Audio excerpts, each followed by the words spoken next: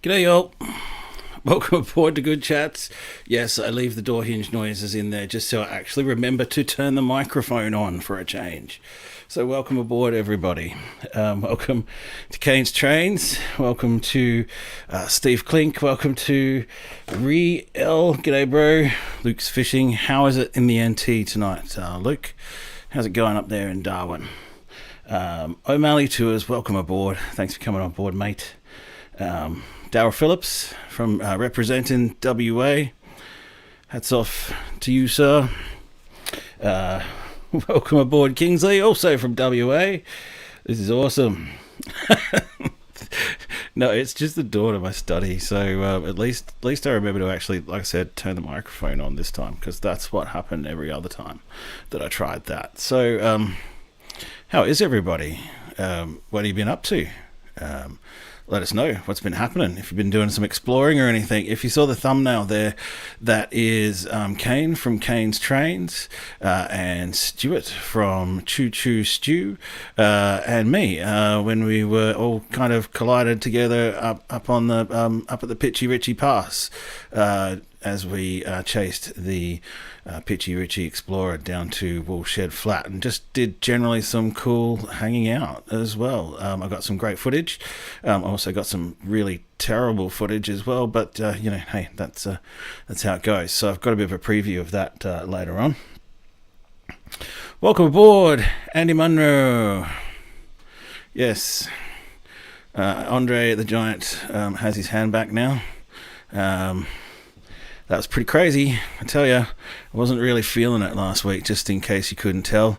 In many ways, I couldn't wait just to get it over and done with and just crawl off back to bed. But hey, them's the breaks when you do a live stream every Wednesday night, no matter what. Some of them are good and some of them are bad. So yeah, thanks to all of the regulars, Kasnick one as well. Yeah, thanks Ree, that's great. Yeah, I had an awesome birthday. I stayed at the Mill Hotel in Quorn, which was pretty awesome. So you can get up, make a cup of tea, and shuffle over to the railway crossing, and watch the steam train go past while you sip your cup of tea, because it's right there next to the railway crossing at Quorn. So that was a pretty good holiday. And then later on, we rode that train down to Woolshed Flat and back in some really interesting rainy, sunny, foggy conditions, strange conditions. But it was a good day. Got to sit up in the cab as well, act like a little kid on my 50th birthday, and I got to fanboy over a bloke named Murray Billett, who is a prolific photographer, who was a prolific photographer back in the day, and a lot of historical images that come up in my research have his name connected to them. So it was really interesting to meet that guy. So yeah, I don't know if I missed it. Sorry, welcome aboard, Kaznick One. So yeah, let us know what you've been up to. Other than that, yeah, I was going to talk about Quorn a little bit. Quorn's a really nice town. Do go and have a look. They've upgraded it considerably with trails and restaurants opening and closing. There's some interesting new places there, like a really cool Flinders gin bar, which is well worth it to brighten up your afternoon. You did call in some great weather there on Tuesday, Kane, that's for sure. And it was great to be hanging out with you guys. But the weather on the Wednesday was, I would describe as atmospheric, which gives an interesting and different side to things. So I definitely appreciated being there in that weather. There's another bar in Quorn now called the Scruffy Guys or something. They're an online business that sells some beard wax or something. I wouldn't know about beard wax, but and they've got a pretty cool bar joint going on there as well.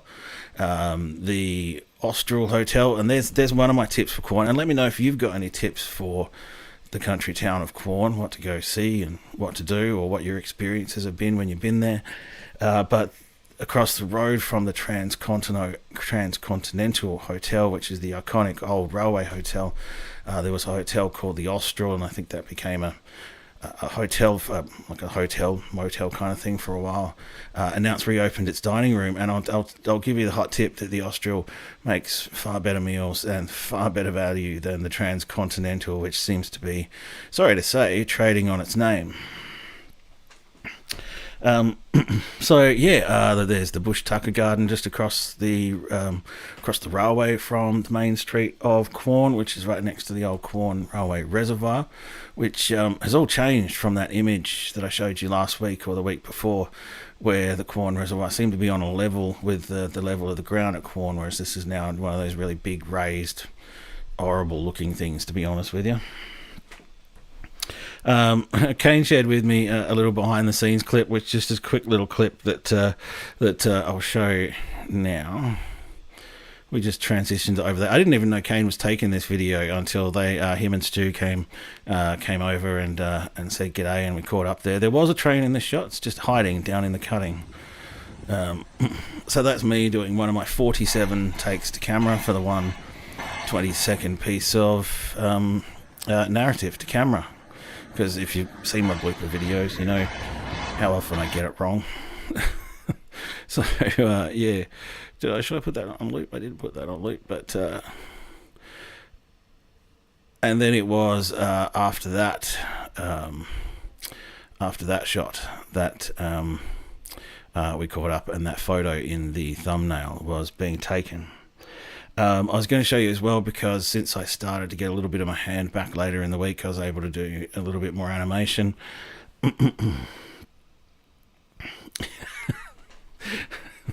fired the catering.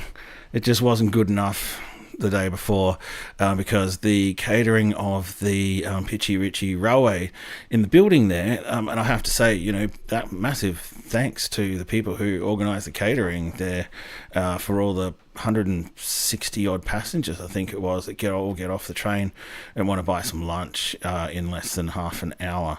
And they've got a really well-oiled machine, and it was really cool to actually get inside and have a look at that building and just mill around with a bunch of people and see it come to life, because I have been up there a lot, and you go up there a lot, and if you're not there on a train running day, it's kind of a lonely, intimidating kind of place. But when it's buzzing with life, like it was that day, it was really, really interesting to get inside and have a look and see a nicer side to it. I'm going to share in a minute, like I said, the animation that I've been working on. I've come a little bit further, so you can see the work in progress, so to speak. So all of y'all who are here with me on the stream. That's my way, I guess, of just generating a bit of content and helping everyone see behind the finished video. So there's still lots of things to add, which I'll explain.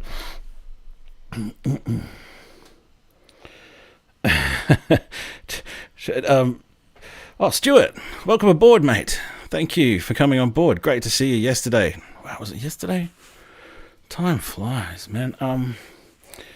Especially when you're traveling such great distances. And I hope you guys, Kane and Stuart, went up to Yorkeys Crossing. Go check out the authentic desert style up there. And so, yeah, I hope that was a fun drive back last night.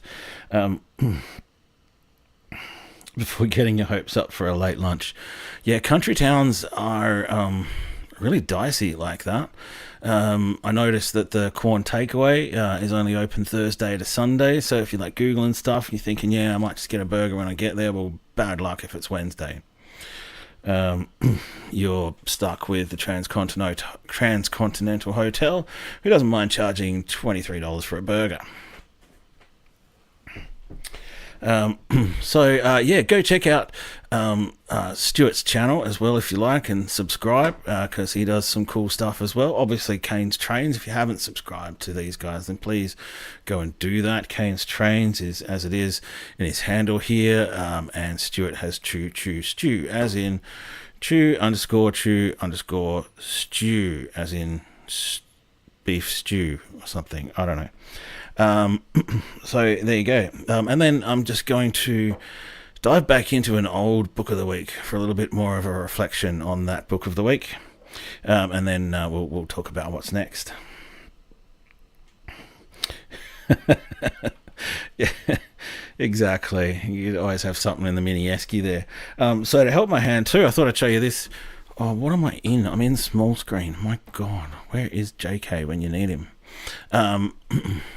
I've bought one of those sideways mice to hit buttons left, right, and center on this sideways mouse. So it's just like a regular mouse, but it's sideways. So I can just grab the mouse now and have a more of a natural grip. Is what it's meant to do. I think already it's allowed me to do a bit more work. It does force you to improve your posture, but it's just like your everyday regular mouse, but just on the side. And that is far more comfortable. I can't believe it's been so long that before I've actually tried one of these. I was going to give you a review, but the review is pretty much thumbs up. The weirdness of the mouse buttons being on an odd angle lasts about 30 seconds once you get going. It's actually really, really good. So we'll go into that animation now. What have I done there? Then we'll just adjust that screen a little bit. So going to tiny little screen again. The first narrow gauge line in the north was the Here's where we're at. to Gladstone line. Very rough, but it's a start. The narrow gauge line from Port Augusta to Quorn through the Pitchy and you'll see the bare bones before I add music and photos to it. The broad gauge line moved north from Adelaide to Burra and was extended to Tarawi in 1880 and continued to Peterborough in 1881 as narrow gauge. In 1882, the line from Quorn passed through Hawker and reached Farina, then known as Government Gums, and became the Great Northern Railway. Quorn was connected to Adelaide in the same year when the Orebro to Quorn section of the Tarawi to Pitchy Ritchie line opened. The Great Northern Railway reached as far as Udnadatta by 1891 and stayed like this for nearly 40 years. The massive standard gauge transcontinental line linking Perth by rail to the rest of Australia reached Port Augusta in 1917. I wish I had 10 production crew members for this. From Adelaide to Perth by changing trains at Tarawi and Port Augusta. The line through the Pitchy Ritchie Pass became a critical link in the nation's railways. The legendary Garn begins in 1923 from Tarawi to Udnadatta. The Great Northern Railway finitally reached Alice Springs is the in bare 1929, bones edit, and Quorn's heydays began. Quorn was essentially the geographical centre of the railways in Australia. It'll enable me to pick out the errors in the animation before I start overlaying Port Augusta and the broad more gauge line graphics progressed and north from music Adelaide, and a reaching few more Port Pirie effects. in 1937. Quorn saw only local trains until But World what War it did II, was enable during me which up to 43 narrate the Alice-bound introduction that I trains wanted passed to through a narrate, day, and and its then heydays put that briefly as the returned. backing to this in After Coal Effects and get trains all the from Lee Creek timings and the began to rumble animation through right. from 1944 until about 1956, when the standard gauge line from Port Augusta to Marie opened, and the Garn no longer called it Quorn. In the 60s, the narrow gauge link from Stirling North to Port Augusta was removed, and coal trains through Quorn to Adelaide ended. The 70s saw the Hawker line close, signalling the end of regular traffic around Quorn. It also saw the upgrade of the Broken Hill line to standard gauge, which created break-of-gauge havoc across the northern narrow gauge lines, all of which met their demise by the late 80s. All right, that's enough of that. See, there you go. It's that rough that I didn't even bother to cut the end off. I build that in After Effects with trim paths, where I create the lines and then animate how the line appears over time. Same with the little call-outs as well. I had a real difficulty with those call-outs. Or the little location markers. The problem is with the location markers that I'm using, they only last 1 minute, and the animation goes 2 minutes. So I had to overcome that problem. How do I keep those markers persistent and time them right through past 2 minutes, even though the little animation preset that I use only lasts a minute? But I worked it out. If you guys are into that kind of stuff, then you'll understand what we mean about pre-compositions and stuff like that. Yes, the Port Augusta to Quorn route was very politics. They could have chosen to go the way that the standard gauge line goes up to Maree, but they chose Port Augusta to Quorn. They closed 90% of the rail lines because... Look, the way I see it is that the narrow gauge lines were built because that was all the colony could afford, and it was a colony back in the 1800s, right? So it wasn't Australia back then, so there was no sort of view to like connecting Australia. There wasn't anything like that. It was just all about getting produce to the sea and onto boats, and so that's essentially how it was built, and they had to build it because they were borrowing all the money from the Crown or from the South Australian companies and all those kind of things. They were borrowing the money to build this, so they had to build it as cheaply as possible, and narrow gauge was really the only way to do it. That's my take on it, but by the time standard gauge started to come in and roads got a lot better, narrow gauge was just in no way able to compete. It would have needed far too much money to upgrade it, and South Australian economy and industry just really wasn't there to support it much. Like Queensland, for example, they're all narrow gauge with thousands and thousands of kilometres of train lines, but they have a much more far-flung population and a whole lot more coal and cattle and all of that kind of stuff that South Australia just doesn't have. So this is why I love researching what I'm doing. I find that really romantic, how this railway that was built, it's done its job, and now here's the bones of what we can see left of this. It's effectively what made SA what it is today. It was necessary, but it's just gone now and largely left to rot. The Garn presentation, well, there you go, it's the Garn. I think maybe, do you think it's something like whether it's the Gan or the Garn, depends whether you come from South Australia or not? Because I've heard plenty of people call it the Gan. I've heard plenty of commentators call it the Gan, and maybe another way to look at it, do you call it the Afghan Express or the Afghan Express? And I think there's probably lots of ways to put it. So isn't that interesting? Because if I was calling it by its original name, the Afghan Express, well, that's what I would call it. But I probably wouldn't call the train the Gan. I'd probably call it the Garn because I wanted to sound like a South Australian stuck-up prick. Whoops, did I just say that out loud? G'day, plane train guy. Welcome aboard. So I'd be interested if there was any experts in the pronunciation of it who would want to weigh into it, because also I can see it right now in the comments section after the video. It's pronounced Garn, right? And we'll just have this argument all over again. It's like I always learn more from you out there in the audience, all 16 of you at the moment. Mind blowing. How to pronounce saltire, because I was just going to go on my merry way and call it saltire siding all the way through the video and all the way through my narrations, but somebody corrected me on that. People in the know, apparently, who are calling it saltire.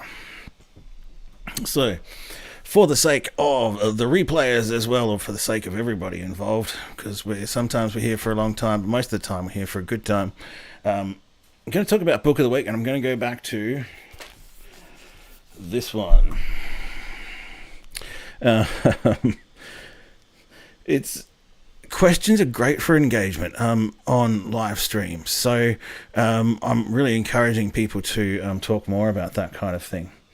G'day JK, the producer's finally here. The Walpy Up channel was an open channel dug in the 1920s by a horse and 5-foot bucket. It ran all the way from the Grampians. Yeah, well, Walpy Up's a long way from the Grampians. I'm going to have to look that up, man. You got some really interesting stuff. I really need to find out more about how you know all the good stuff out there in the Murray Lands, or the Southern Riverland, or the Northern Murray Lands, or the Gan Lands, or whatever they are out there. Did you used to live there once, O'Malley? Or, what's the hook up there? Because you know that area so well.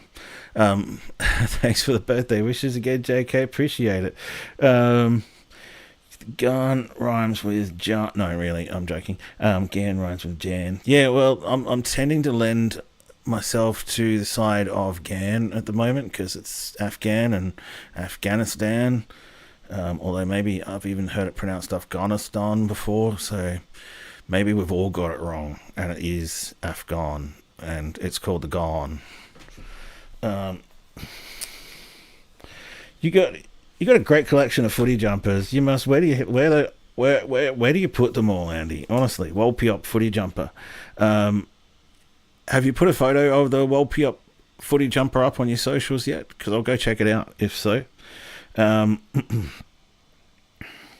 must say the footy books, the digest that I've got, I'm going to take them back to the library.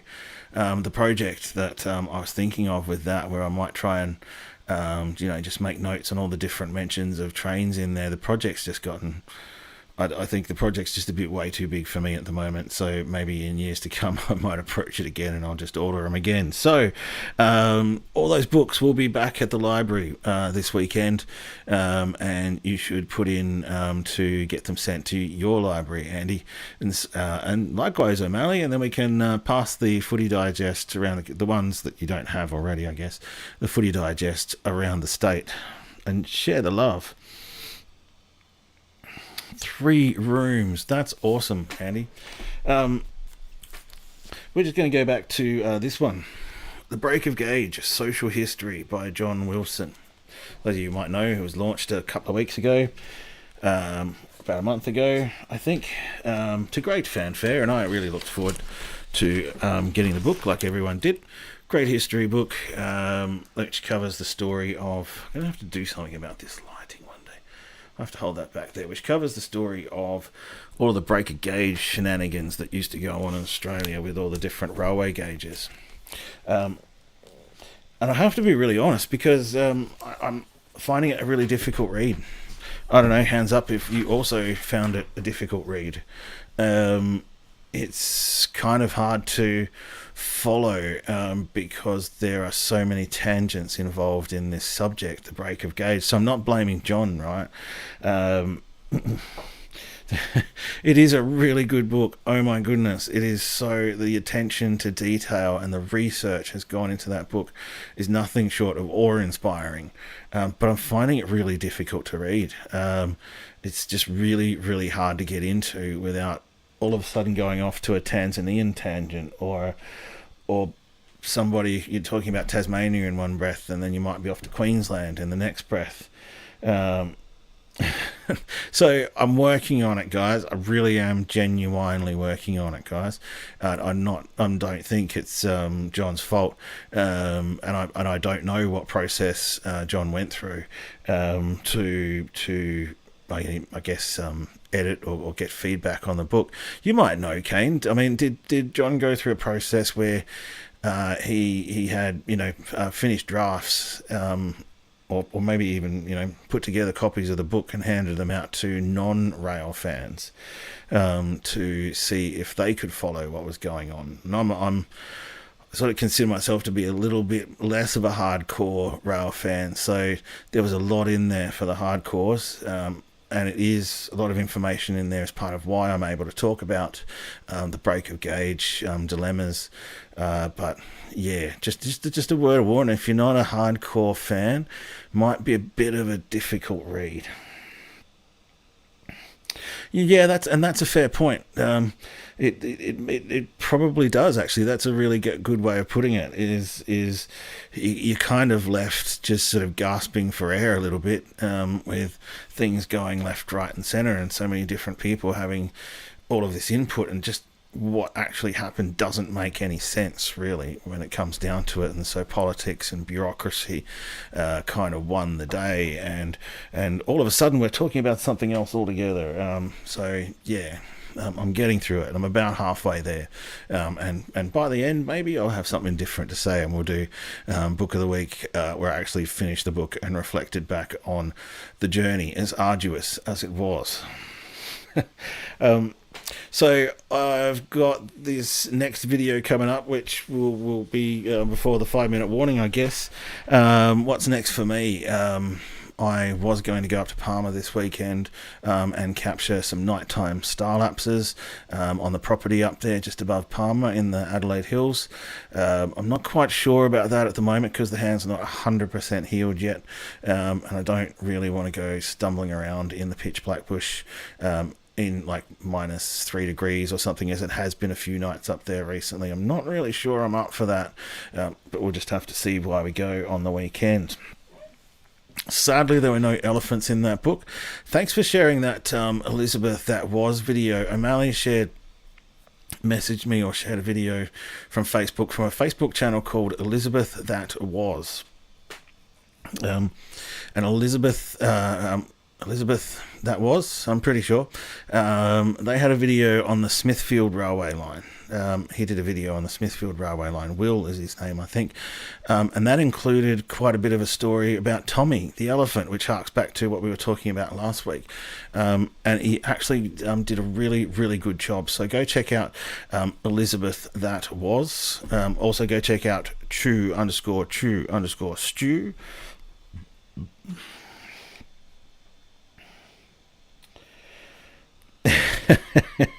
I like your attitude there, Kane. I like your attitude. Thank you for coming on board, Ree. Really appreciate it. Thanks for checking in. We'll see you next week. As always, thank you, mate. So what's next for me? The weekend after that, I'll be going back up to Pitchy Ritchie Pass again, because I want to spend some more time recording some more terrible narrations, so that somewhere in there, 10% of all of that work, I'll actually find some good narrations. And I also want to do a bit more external footage of the Afghan Explorer, and just have a bit more of a wander around the space. I think it's really, really important to spend as much time as I can in the space, as I say, particularly with subjects so far away, like the Pitchy Ritchie. It wasn't immediately familiar to me like so many other places, so it just built up that sort of bank of just spending time in a spot and learning more about it, and just soaking it in and pick up things that you just never would pick up when you're just rushing through and not actually just stopping to just be in a spot, and then the weekend after that will be the Railfest, which I'm going to go ride the Afghan Explorer, and by then, if I have missed anything on the Pitchy Ritchie Railway, then I just don't care. That's kind of so many visits at that point in time. Not really sure I can put in too much more time, because not long after that I have to get on to the research for the railway lines around the Coffs Harbour area, because we'll be up there not long after. So we're going to go to what I call here video of the week 3. I just sort of put this together as a bit of a collection of the footage I've taken over the last couple of weeks. Again, as a bit of a work in progress and a look into what goes in behind and my process and whatever. I'll show you my Word documents and my mapping and the bits of footage that I'm collecting over time and the little shoots that start to shoot up, and this was one of them. And I call this one the blowdown.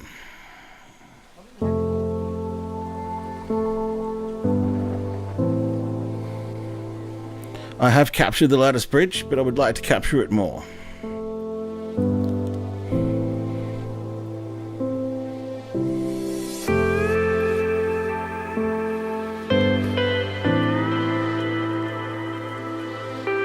I might actually tweak this video a little bit after I'm done with the stream, and I might actually publish it. I think this might be worth publishing as just a bit of an engagement piece, just to keep the tickers ticking over, or whatever it is.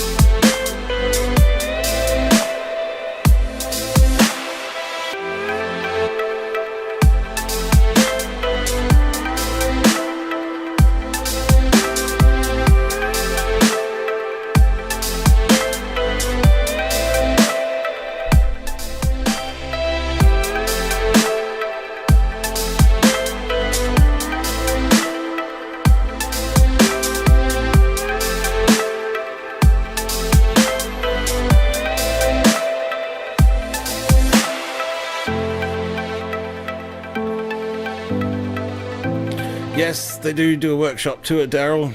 I was on the workshop tour on Monday afternoon, actually, so I've got a lot of behind the scenes footage from that as well to put into the end video.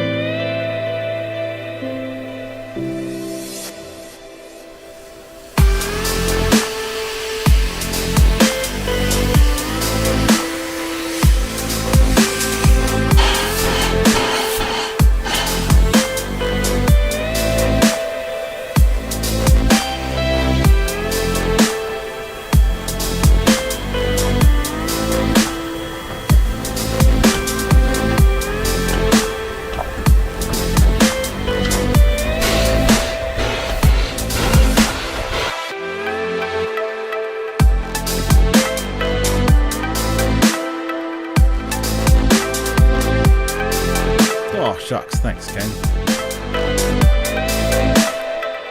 I noticed I had a lot of footage of what they call the blowdown, which is where they clear impurities from water.